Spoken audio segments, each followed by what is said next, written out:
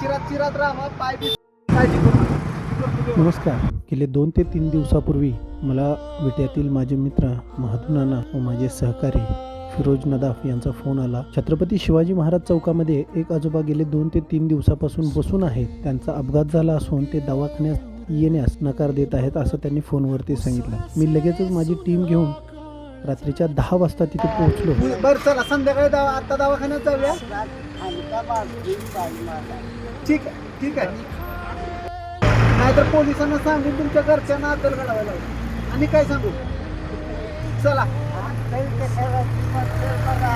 मी लगेचच माझी गाडी बोलवली. त्या आजोबांना तिथं गाडीमध्ये बसवलं व लगेचच ग्रामीण रुग्णालय येथे घेऊन जाऊन त्यांच्यावरती उपचार सुरू केले.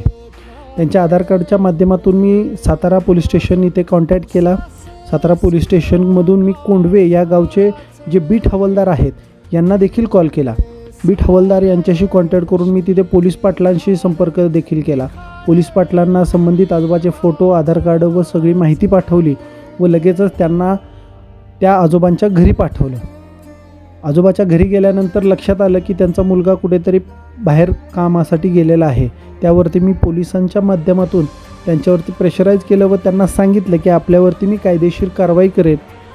सातारा पोलीस असतील, सातारा पोलीस अधीक्षक असतील, विटा पोलीस असतील व विट्याचे ग्रामीण रुग्णालयाचे सर्व डॉक्टर, महत्त्वाचं म्हणजे माझी संपूर्ण टीम यांचे मी मनपूर्वक आभार व्यक्त करतो. कारण त्या आजोबांना न्याय देण्यासाठी या संपूर्ण लोकांनी मला खूप मदत केली व त्या आजोबांना आपण न्याय देऊ शकलो.